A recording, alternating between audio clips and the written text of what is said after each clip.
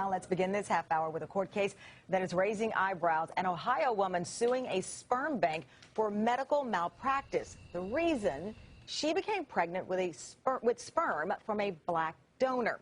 NBC's Katie Turr is here with more. Katie, good morning. Good morning, Tamron. Jennifer Cramblett says it was a one-number mix-up that resulted in her biracial daughter. Now she wants the sperm bank involved to pay up.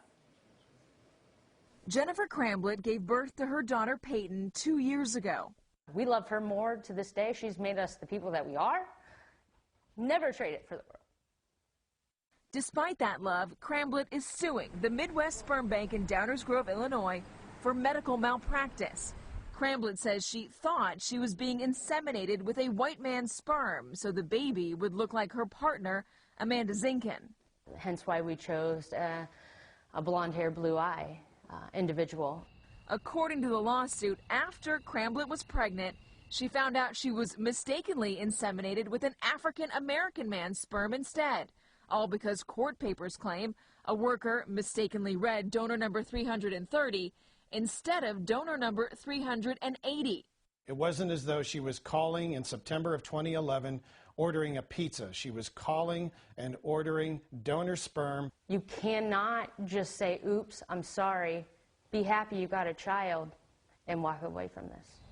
Cramblett suing in part, she says, so she and her partner can move to a larger and more diverse community.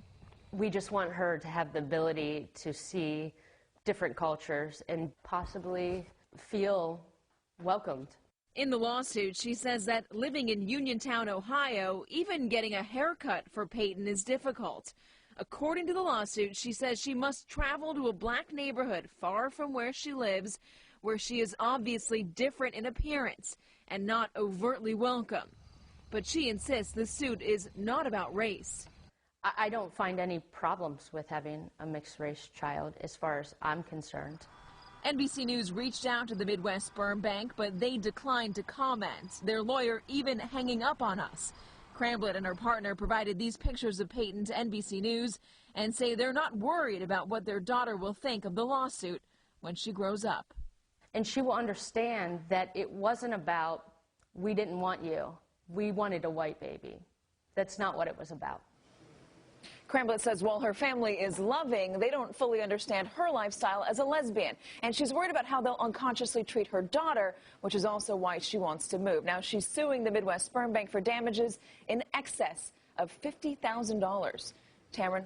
All right, Katie, thank you. There are many layers here, but I am surprised that they write down the information and it's not in a computer and a database. You're trusting a handwritten note on, who the donor is. And not to get into the legalities here, but if there are people in that community making her and her daughter feel anything less than welcome, then shame on them. Absolutely. But we'll have to hear more about that to find out.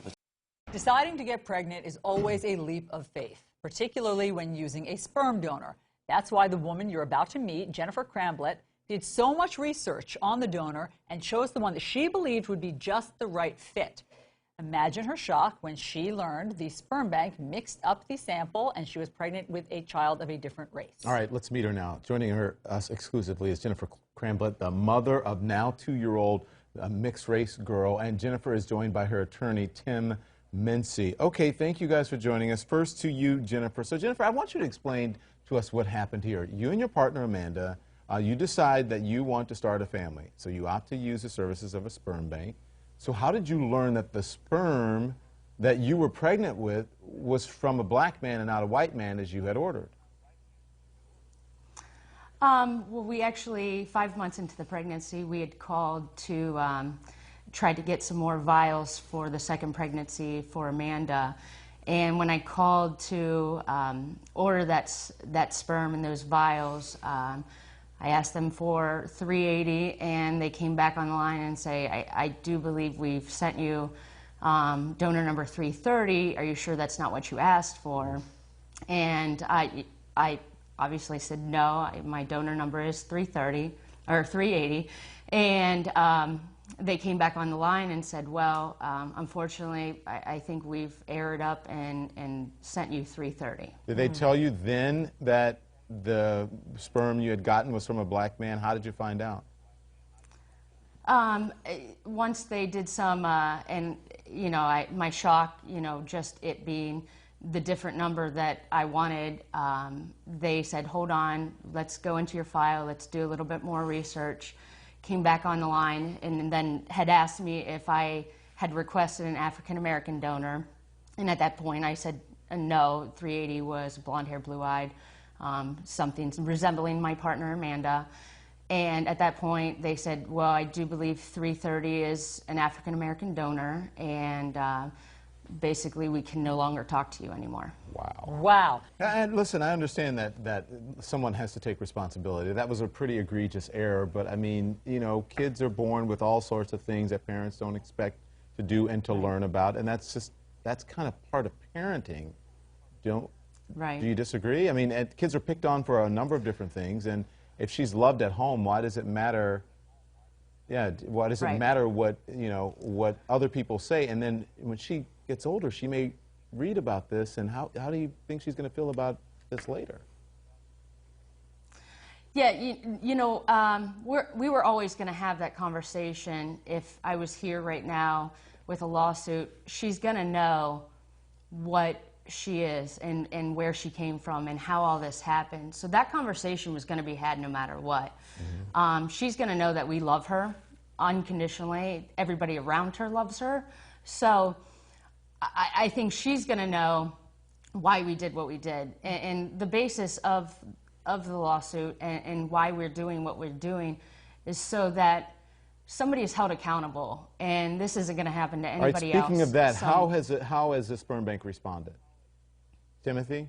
They haven't. When I called, found it out, they said, we can no longer talk to you, hang up, that's it. A few weeks later, I received a very small letter that said, we're sorry for the mix-up.